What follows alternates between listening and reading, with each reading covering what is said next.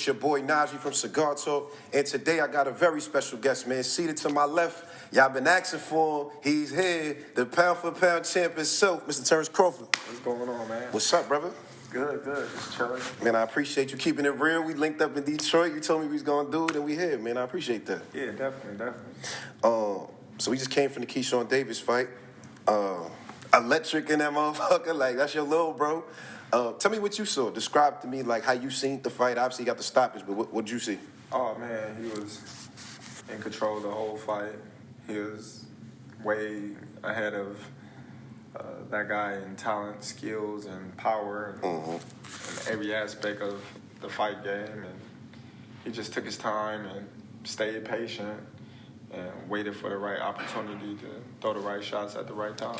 He said that at the post-fight press conference, he was like, yo, I just heard Bud keep telling me, like, let more than one go. That's what you were seeing? Like, he just had to let the combinations off? Yeah, because, once he seen that he can hurt the guy, he just started looking for one shot, and I just told him, mix it up, let your hands go and open it up to set the shots up instead of looking for one shot. Right. Well, obviously, man, listen, y'all set the world on fire. It was about last week. All the announcements going on. There's Turkey and then Canelo, and then so it was so much going on. Like, it's a lot to it. Tell me the first time when fighting Canelo was real to you, when you was like, oh shit, like this is something I really want to do. Man, to be honest, I was sitting in the gym and Bill Haney came up to me and he was like, man, forget Spence. He was like, go fight Canelo. And I was looking at him, I was like, man, Canelo way up there. And he was just like, no, that's your fight. He was like, Spence ain't your fight, Canelo your fight. He was like, that's the one you need to go after for. So every time I see him, he'd come and be like, Canelo. Yeah, you know how Bill do it too, yeah. So every time, I'd be like, man, come on, man. Yeah. So every time he say that, I just be like gradually getting into like looking at like, okay. And he's not that big. He heavy, but he not that big. Right. And I'm just like, all right. I'm laughing, but at the same time it started hitting me like, all right, man, maybe he on to something. And then I started sizing him up, and I'm like, all right, well, Canelo 5'7", my arm's longer. Yeah. He's strong, I'm strong. Right. It'd be, to me, skill for skill. Right. Because Canelo not the biggest 168 fighter. So I just started looking into it, and I'm like, man, you know what? That would be a great fight to have a defining legacy fight with an all-time great that's been solidified and accomplished in the sport of boxing. Yeah, for sure. I mean, I know I interviewed Canelo right before his last fight, and of course I asked about you, we talked about the Bud fight, and he was like, well, it's weight classes for a reason, like, and I'm going to show him that. And obviously we saw, Charlo had the fight, and that went one way, so what you think just about the weight, right? Like you said, y'all about the same size. I think you might be a little taller than him, actually, like me standing next to y'all. But what you think just about the weight? Like, how much of a challenge does that present for you? Well, he been in the weight class far longer. He actually been up to 175. But at the same time, like I said, skills pay the bills, and I think I got the skills to handle my own. I'm strong. I think I'm underrated with my power. And I think, he definitely going to have the comfortability with being at the weight for so long, so he's going to be more comfortable. But at the same time, that's what we fight for, to see everything that he's saying, what he's going to do, or if it's going to be easy. That's why we fight, to see how it's really going to go. Talk to me just about, I guess, the business part of it, right? Because Turkey is this guy now who, he's shifting the landscape. He's changing things up. And, I seen when he first took the picture with both of y'all, it was a thing. Talk to me about, I guess, when you and Turkey kind of started making it real, when it was like, yo, this is turning into more than an idea. Well, it was something that, I voiced to him and told him that I wanted. Because once I set my sight and my eyes on Canelo, that was the only fighter that I really was focused on at that time. So I told him, and I told the WBO, Paco. I just told everybody, like, that's the fight that I want. Yeah. And gradually, you know, the fight started coming to fruition, and we're here now. So keep it real, nigga. Was you worried when the whole Jake Paul conversation was happening? When they was like, yo, Canelo might fight Jake Paul? Keep it real, bro. To be honest, 100% honest, I didn't know nothing about none of that stuff because I wasn't online. Oh, okay. So you didn't even see the whole... I didn't see nothing until people started calling me. Right. When people started calling me, I was like, huh? I was like, what's going on? They was like, man, they canceled your fight and this, and I'm like, shit, I don't know what y'all talking about. Right. Ain't nobody called me, ain't nobody said nothing to me, so, you know, I really can't say what y'all talking about is true. So I didn't really feed into it, you know, and then I reached out to Turki, and, you know, he said everything was Gucci. So I was like, man, I don't know what everybody else was talking about. Tell me about, because I guess, you know, a lot of your career, we've seen a lot of your business moves on display, whether it be like, you know, you was with Bob Arum at Top Rank for a while, and then you moved around, like, you know what I'm saying, did the BLK Prime fight. With Turki, tell me the first time that y'all linked up where you was like, all right, it makes business sense for me to really, like, what was that first conversation like between y'all two? Well, the first conversation was crazy because he was just, you know, so cool and down to earth, and just a fan of the sport of boxing. Yeah. And not just only this fan of boxing, he was my biggest fan. He told you that? Like, yeah. You know what I mean? Yeah. I was his favorite fighter. So it was just like, man, damn, that's dope. You know what I mean? So we started working, and everything been everything since. So with the Majimo fight, I assume that was a fight that he wanted. And, you know, I thought you beat him. I thought it was 8-4. I had it maybe 9-3, 8-4. But people saying like, all right, well, this is Terence, because at 47, you knocked everybody out, right? Everybody that you fought went out. So this is the first time we seen the guy make it, you know, to the end. And people say, oh, well, maybe it was the weight or whatever the case is. What do you think about that? Like, talking about the weight at 154? Well, I wasn't worried about that. I felt stronger than him.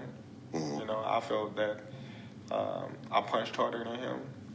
I felt as if I hurt him many of times in the fight. Yeah. But I just felt like, you know, he came prepared and he was ready and he fought a good fight. Yeah. He was awkward. He was patient. He was determined. He stuck to his game plan, and he did what he had to do to make it to the last battle. Yeah. Has being undisputed at 154 ever crossed your mind at this point that you had in your career? Not at all, because I'm looking at the landscape of the 154-pound division. There's a lot of great fighters, but there's not a lot of defining fights at 154. There's not a lot of legacy fights at 154. You know, when I'm looking at the landscape of 154, I beat what's his name? Majimov? No, 154? No. The champion that just knocked out Tim Tszyu. Oh, Baccarin. Yeah. Okay, so Baccarin. They're going to say, who is Baccarin? Facts. He knocked out Tim Tszyu that already had losses. I would put you down with Fedora, though. They're going. Without Fedora already been knocked out. Yeah, he did that. So, along my career, I've been criticized, and people have taken credit away from me just to try to diminish my accomplishments just off of pure hate. So what would they be able to say with me going up 2 weight classes? If Canelo become undisputed again and I beat Canelo, what could they say? They'll say something, but what can they're gonna find something, you know that. But what can they really say? Right. You know? So that's the legacy fight right there for me. I'm not looking at, a lot of people say, oh, well, he's money hungry, he's looking at money and he's trying to cash out and this and that. I've been getting money for years. I've been getting millions for years. Yeah. And I'm not stupid with my money. Right. As you can see, I don't buy no Ferraris, Lamborghinis, and, you know what I mean, walk around with 100 people around me and I got all this jewelry that I ain't bought. Like, I don't do all that stuff. Nah, you was looking different after the Spence fight, though. I seen a couple of new chains after that. I said, what's crazy? Get some money. You know what's crazy? I get sponsored for a lot of stuff, you know, and I've been having chains and stuff like that. Yeah. It's just that a lot of people start paying more attention to you when you make a big fight. Right. You know, like, bruh, that stuff ain't nothing. Like, I've been having that type of stuff. Yeah. I just don't wear it, you know what I mean? So if I wear it, you know what I mean, at the Floyd Mayweather fight, you didn't say nothing because you wasn't paying attention. Right. You know what I mean? But when I wear it here, then y'all say, oh, he got the Spence money. I was definitely saying, oh, this nigga got I'm building a house, right? My house just got done, yeah. right? So when I posted, they said, oh, he building a house with the Spence money. Right. Like, people are so retarded, they don't know how long it takes to build a house. They don't know the process of starting to build a house because they don't have the money to build a house. Right. You know what I mean? Like, it takes years to build a house. You know what I mean? Depending on the size of the house. Sure. The architecture, and if you're doing it from scratch and you have your own input in the design aspect of building a house. You know, that take time. Picking doorknobs, plugs, like everything in the house, I picked. Right. So it's designed by you. Yes. You know what I mean? So that takes time. You know, so when they see me, the house getting built, they like, oh, he dispensed, man. I'm like, man, these people is just retarded. Yeah. Something wrong with them. So tell me about, because I first discovered you, man, that was the Bradis Prescott fight. I remember that was the first time I heard you. I think you had dreads back then, I feel like. And I remember saying, who is this nigga? Because I remember he just beat Amir Khan, so I was like, I didn't know you. I was like, I don't know, this dude just wrecked Amir Khan, And that was when I seen it, like, damn, okay, this guy is something. Like you said, you know, you at a point now you feel like you haven't gotten the proper credit. What do you think it is? Because, like, people criticize the resume and they'll say, like, you know, oh, he haven't fought X, Y, and Z. How do you rate your resume? I think I got one of the best resumes in the sport of boxing. You know, when you looking at who I fought, when I fought them, then you can measure it. You know, a lot of people, they just going off of what other people say. You know, it all started when I moved up to 147. You never heard anything negative about Terence Crawford resume or him this or him that until I moved up to 147. That's true. And I called out all the PBC fighters. PBC owned the 147-pound at that time division. Yeah, for sure. Except Jeff Horn. Right. Jeff Horn was the only champion that was in top rank stable. All the top contenders, all the champions was in PBC. So before I even stepped foot in the welterweight division, I'm like, I want Keith Thurman. Right. I want Errol Spence. I want all the top fighters. So then they looked at me like the black sheep to come and to mess up the party. And they like, oh, no, he this, he that. What they say, what Keith Thurman said. Y'all talking about this dude, he ain't even got a world title yet. I won a world title. I got a title now, what's up? Can we fight, y'all? Nah. It's all excuses. Now I'm on the wrong side of the street. Where did that even come from? I remember that, I never heard y'all make up a side of the street until I moved up in the division. You know, now they blackballing me. Now they got this mission to diminish all my accolades and all the things that I've done. Okay, I fight him. Kell Brook. They say, oh, he's broken. So you mean to tell me he's broken when I fight him, but Spence fought him coming right off of an eye injury and a knockout loss to Triple G. In months, he had to come back and lose all that weight. But when I fight him, he coming off of win streaks. Right. He had a few fights, and he said he was in the best shape of his life, but he's broken when I fight him. You know what I mean? So it's always been an excuse, I think, because I'm my own person. I never try to be like nobody. I never try to act like nobody. I never did the same thing that everybody else do. I did it my way. So when I did it my way, everybody said, oh, well, he's this, he's that, he's this, he's that. Nah, I'm a bad businessman. But now look at me. Everybody that said I'm a bad businessman, what can they say now? They got shit on their face. Every single person that ever said I'm a bad businessman, right, they all got shit on their face. It's true. I do remember that time, especially with the negotiations for the Spence fight. It was because that took a minute, right? It was like back and forth, and it was like it seemed like you playing, your leverage game. Like, all right, cool. I'm gonna take this fight over here, then with Avanesian, and it was definitely saying that. And obviously, the Spence fight, that was the big legacy fight. It didn't go at all. I had you stop him. I actually won money, but I didn't think it was gonna go like that. I did not anticipate that.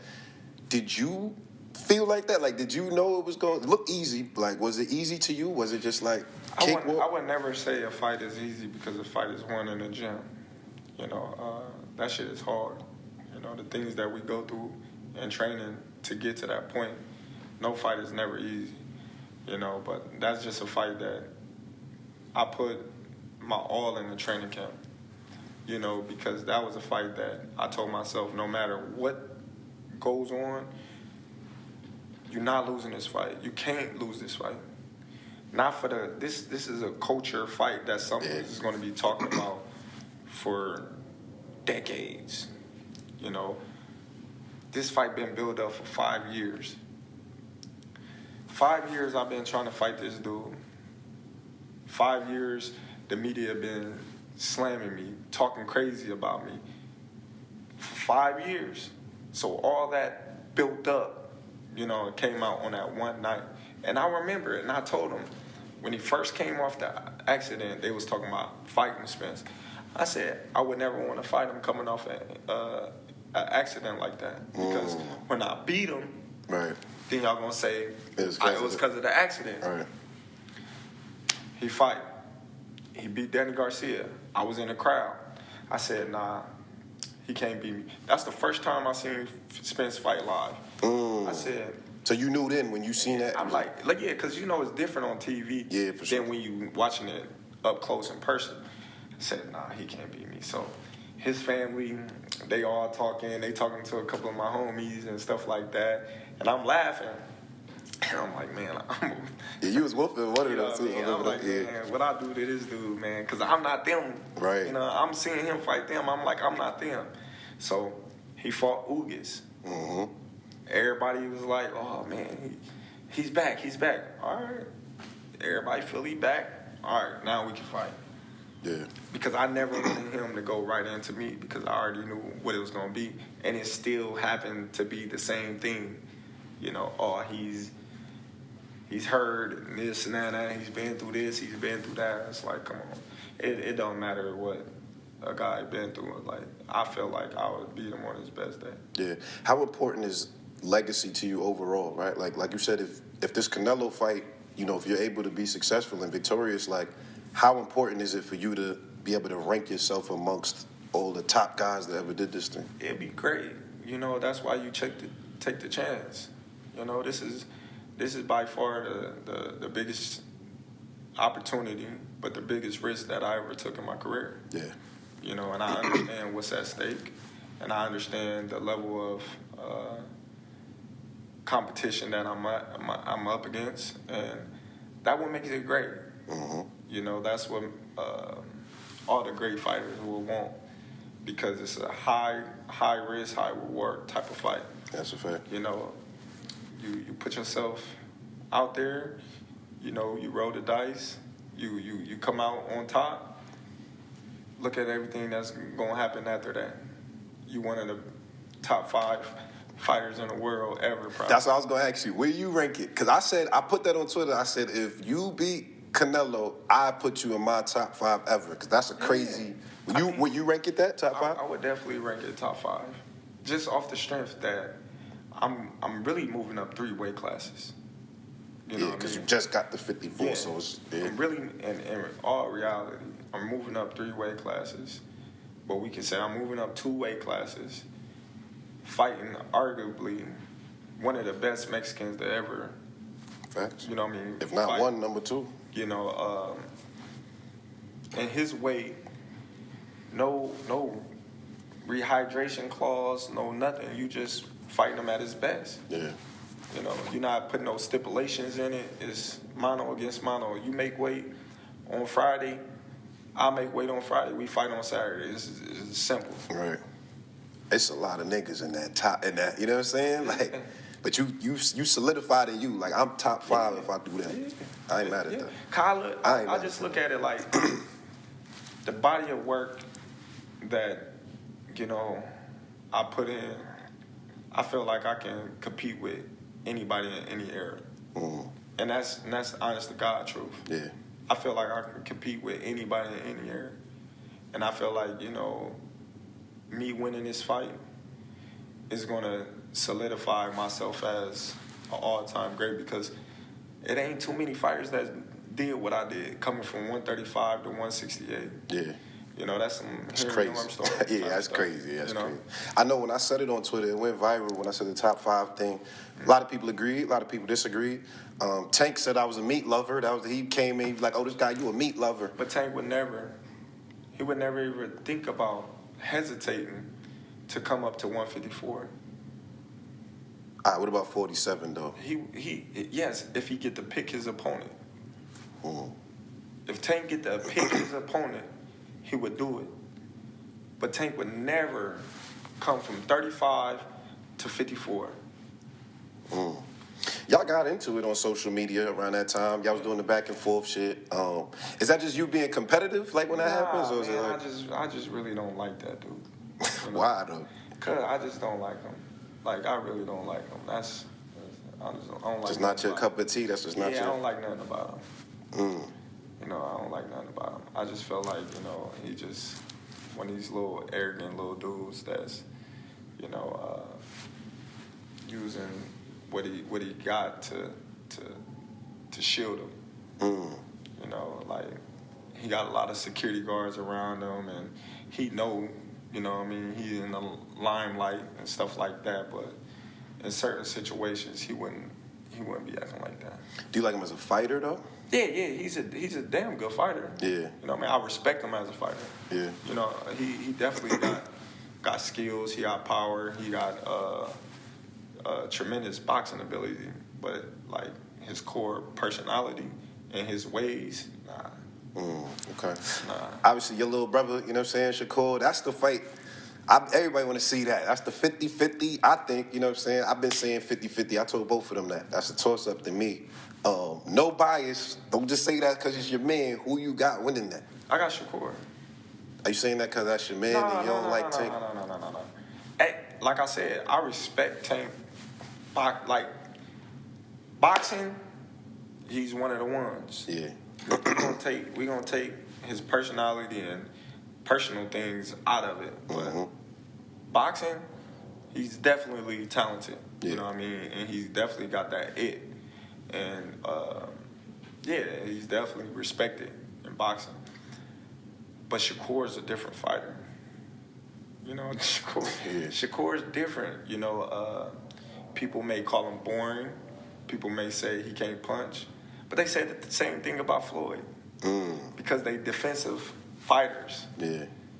Tank is not going to be able to hit Shakur like he hit everybody else. And he know that. He knows that. That's why he's like, he's boring. He's this, he's that. He's trying to diminish everything that Shakur have done so it's not marketable. But he can't do that because Shakur is what? 3-weight world champion. Yeah. You know what I mean? WBC right like how many actual real titles have Shakur? I mean, Tank had like what, 2? Yeah, I think 2. He got the WBA right real now. Titles. The real one. You know, and Pedraza, he drank Pedraza. And, that's what Keystone said. But I feel like if you're the A side, you get the, like, you know what I'm saying? I'm just saying, but like let's do it on a even playing field. Like, give that man enough time to train. You know what I mean? Like, come on now. Tank is great for what he do, and I respect Tank in the ring and his skills and his power and his attribute and he's smart. Yeah. He's definitely smart. He can box his ass off. And I'm not saying I would pick Shakur just because our differences. I'm telling you as a fighter. Yeah. I will pick Shakur because I don't believe Tank will be able to land those big shots on Shakur like he does everybody else. Right. Shakur defense is just too tight. And not only Shakur, Keyshawn either. Oh, you don't think Key either? Even right now, I feel like it's a little Key nice though, but it might be a little early for Key right now. Listen, Tank get hits a lot. Tank, in my eyes, Tank is always losing until he's not. Yeah, a lot of times, yeah. If you watch those fights, well, at least in the early rounds, middle rounds he start coming up. But I see what you're saying. Them early rounds, yeah. Let Keyshawn start hitting them like everybody else hitting them. Let him start hitting them with everybody else, like everybody else hitting them. Yeah. Man, he gonna clean them. He punches too sharp. Like Keyshawn is a sharp puncher. Yeah. You know what I mean? So that's why when you see every time Keyshawn hits somebody with a clean shot, it's like boom. Yeah, they It's stumble. like what the fuck? Bomac said he got that you thing about him. That's what Bomac told me the other day. He was like, they just both mean. They both got this mean. He mean, but like give him too much. You know what I mean? Time to grow. It's gonna be hell. If anything, he better catch him now. Yeah. Because Keyshawn ain't doing nothing but getting better and better and better. You know, he's growing into it, you know, his own style, his own man strength, his own, you know what I mean, he's coming into his own. Yeah. So it's better to get him while he's kind of green. Yeah. But now he got a world title that's going to boost his confidence even more and his ability to believe in himself even more, which he already believed in himself at a high level. Yeah. Being a world champion and having that belt around his waist is just going to boost him skyrocket to take his game to another level because now there's more to it than just being one champion. And who knows, maybe he can, take that into 140 and do the same. Tell me, you was at Shakur's sparring session the other day. Floyd was there. And Bud, I know how you is. You be sizing niggas up, bro. Keep it a stack. Did you in your head size up Floyd? Like, I wonder if it was, you know what I'm saying? If we was ever keep it real, Bud. Keep it real. Never. I'm never that type of guy. Nah. You know what I mean? Like me and Floyd been around each other a million times. You know what I mean? But I never, not once, looked at Floyd like, man, I wonder. You know what I mean? Yeah. I think that's some grimy shit. You know what I mean? And I always been happy for him, been a fan of his, and I never imagined us fighting. Yeah. I never looked at him like, man, I know I'll be this. But you capping, bro. I know. You never thought like fantasy fight me versus Floyd? Nah. Never. Yeah. Never. I never just was with a person and looked at him like, man, I'll beat his ass. Never. Because you be wrestling niggas all day on the ground. Like that's playing around, but me just like me coming around playing with people, Yeah. but me consciously sitting there looking at you like that's some hating type shit to me. Yeah, like plotting. Like I ain't never been that type of person ever. Yeah. Never. Now, you know what I mean? Because I consider him people's, you know what I mean? Like, that's somebody I look up to. That's somebody that called me, you know what I mean? Ask me how my family doing and ask me how everything going and stuff like that. And if I need anything, you know what I mean? He one call away, so I respect him. Yeah. You know what I mean? On a whole nother level. You know, so I would never fix my mind or my body to either, you know, in a negative way. Yeah. No, that makes sense. All right. Speaking of sizing up, keep it real about this one, nigga. Keep it real. All right. Yeah. You was I think it was in Houston at the 50 shit, and I had a couple people that was over there, and I heard that Trey Songz was on some weird shit with you one time, and I heard niggas told me that was there. That Bud was like, "Am I about to have to set it on this dude? Can you please tell me what happened? Like you was about to fight Trey Songz, niggas told me. I just want to know the truth, man." Man, me and Trey Songz got into it because I'm over here warming up. It's halftime. I'm shooting the ball, and this dude just come over there and like bet 100. I'm like, what? He like bet 100. Bet 100 on what? he like shot for shot bet 100. So I'm like, so I make it, you give me 100. He like, yeah. But if I make it, we even. So I'm like, oh, all right. So I shoot, I make it, boom. He shot, he missed, bam. I said, so you got me 100? And he was like, bet back. I'm like, all right. So I shot, I make it. He shot, he make it. So I'm like, you still owe me 100? Yeah, I still need that. You know yeah, what I mean? back. And so he like, no, we even.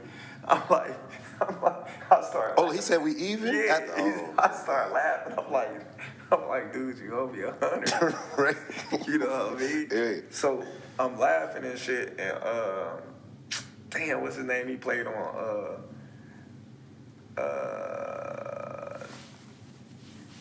with the Nelly with the skates. You said he played for what? What team? I mean, not Nelly, but T.I., the skate movie. What's the skate? Oh. ATL. Oh, yeah, ATL, yeah. The dark-skinned one with the braids. Oh, I know who you're talking about, though. I forget his name, though. Damn. Fuck, yeah, well. Yeah, I know who you're talking about. He come over there, he was like, man, come on. So, like, I don't know if dude was drunk or something, but he just started tripping. I'm like, what? And he was like, man, no, man, do you know? He in the middle of us. He like, man, do you know who that is? And he like, man, I don't care who he is. I don't care if he was a world champion. Oh, shit. You know what I mean? Oh, my So God. I'm looking at him. I'm like, I'm laughing, Right. but I'm like, is he serious? But he kind of, I think he on drugs or something. I think he playing and shit. Yeah. So I'm like, man, I'll beat your ass. All right, man, I'll take you in the back and make you cry, like make you scream, dude. Like, what are you talking about? Right. You know what I mean? And he like, what? I like, and then 50 come over there like, whoa. Yeah, Five got it. Right. He like, hold up, man, what is you doing? He was like, what is you doing? He was like, man, T, don't fuck up the bag on this nigga. Don't fuck up the bag. Right. This was before. Right. And I was like, man, what is this dude talking about? Like, man, I would really, you know what I mean, beat Do this it dude to you up. for it, Like, yeah. you know what I mean? Say, man, you better go over there and start singing to somebody. So, we gets to the dinner, and 50 Cent, he did his little rap, and he get on the microphone, and he was just like, man, we got Bud about to beat up Trey Songz and shit. And Oh, he said that on the mic? shit Yeah, like that. Trey started laughing, coming dap me up and shit, like, man, ooh. So it was cool and shit. Yeah. But I was just like, man, I didn't know what the fuck was going on. Yo, he said, I don't care if you're a world champion. Yeah, man. That's wild. He was tripping. Dude, that's funny. That's funny. I feel like, you voiced like, you don't know how many you got left. I just got a couple more questions, but you voiced you don't know how many fights that you actually got left. How does Terence Crawford know when it's time to hang it up? When I want to. I'm going to retire from boxing before I let boxing retire me. I always said that I'm going to retire on my own terms, and I'm going to feel good because everything that I did it my way. Whether it took me however many years to get to the point where I'm at, I did it my way.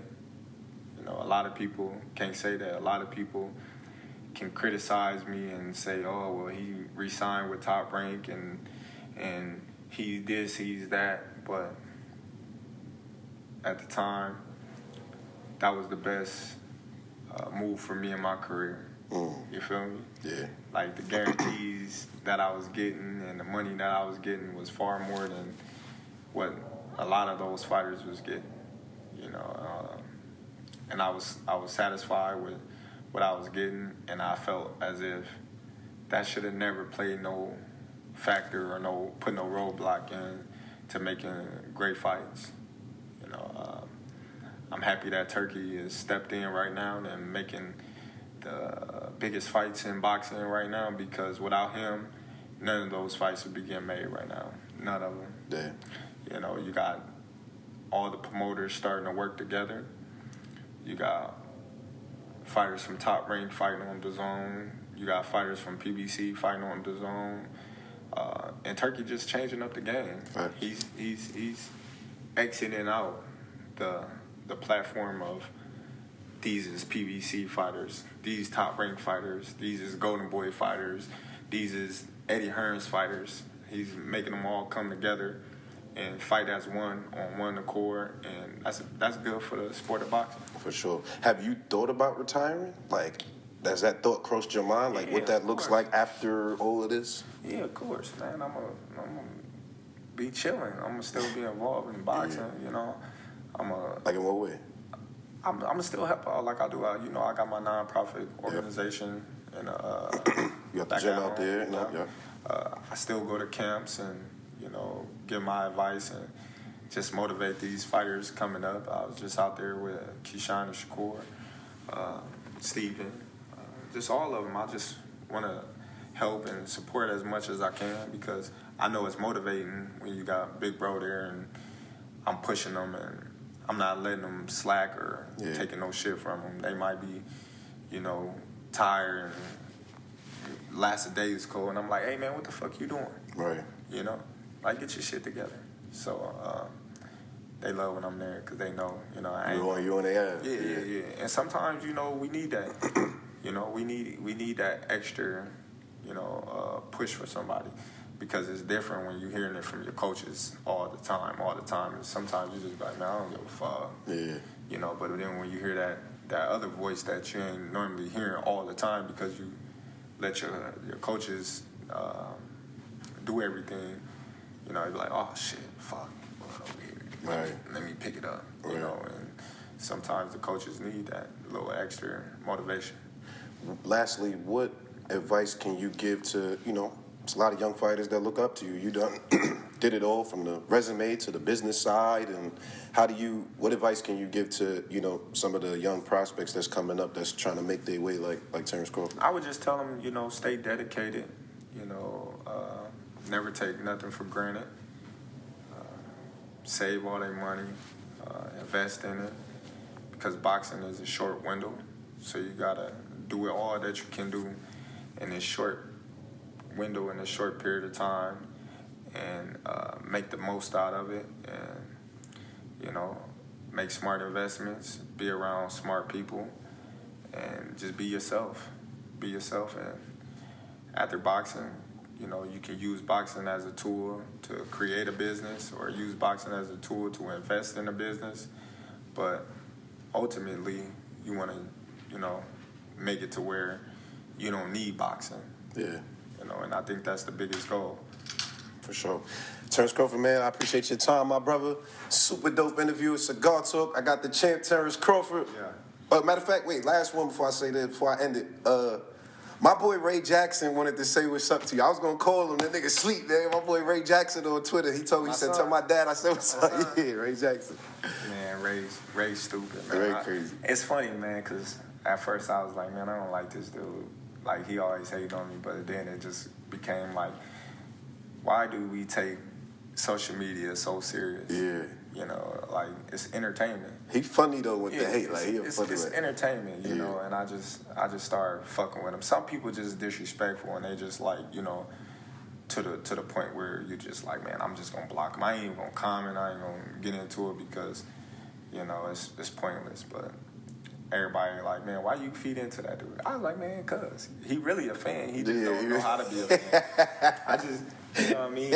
I'll be writing him back and stuff like that. I'm like, man, he love that shit too. Yeah. I like, man, anybody that can be on social media that long, all day long and stuff like that, like, come on, man. Let him do his thing. Yeah. Hey, however he doing it. All right. It's his life. Man, salute my boy Ray Jackson, man. Yo, brother, I appreciate your time, brother. Dope episode of Cigar Talk. We out of here.